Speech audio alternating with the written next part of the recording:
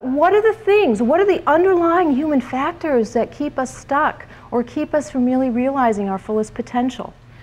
And there's not a lot of people that are talking about those kinds of things, and I want to talk about them because I think they're really important. So we talked about fear.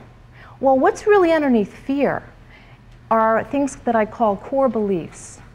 Now, our core beliefs are things that we form when we're really little, about ourselves, about the world around us, about what's possible for us. And we learn these beliefs through our parents' role modeling, through how our parents interact with us on a day-to-day basis, how our parents interact with each other, to what happens to us when we're in school. We might have one experience where we get humiliated or made fun of in school, and that's enough to make us feel that we are unworthy and somehow defective for the rest of our lives. So these things go in very deeply, and usually by about the age of 5, we've internalized some very core beliefs about the world around us and about ourselves. Now, our core beliefs are so powerful that they drive the car of our lives, and yet most of us don't even know that we carry them or what they are inside of us. And yet they are so powerful. They dictate the nature of our relationships, the quality of our relationships, the choices we make out in the workplace, our choice of career, how high or how low we shoot in our lives. And yet many of us don't even know that these beliefs exist. So it's very important in the process of change to understand where you come from and what kinds of core beliefs do you carry. Now, our core beliefs then inform our what I call habitual behaviors in life. These are the patterns that produce the results that we get in our lives. These are the habitual, what I call default behaviors that all of us have, and they're different for each of us depending on what our family of origin, what our living environment was. All those kinds of factors come together to dictate what our habitual behaviors are going to be. So our core beliefs inform our habitual behaviors, and most of us live by what I call default versus by deliberation.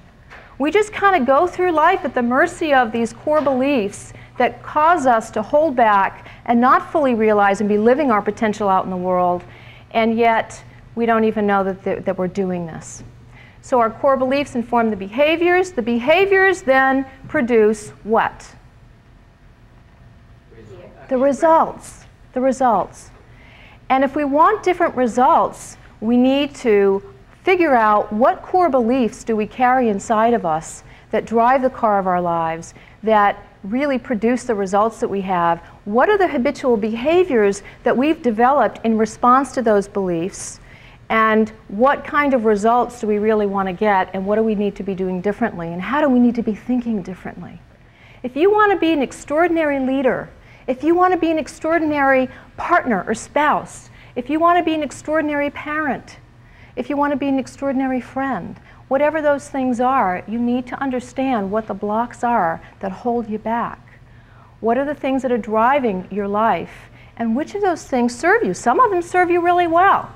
And some of those things served you really well as a kid, but you're no longer a kid and your circumstances have changed, and yet we don't update the core beliefs, the habitual behaviors, and we still get the same results that we got in the past. And it's frustrating because we're trying to reach higher, we're trying to do new things and accomplish new things in our lives.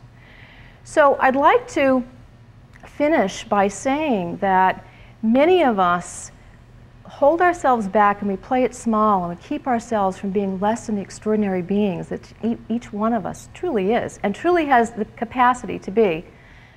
And the truth is that when you really let yourself express to the fullest of what you have inside of you in every way, in every aspect, whether it's being a leader, whether it's being a parent, whether it's just being a human being, it gives other people permission to really shine.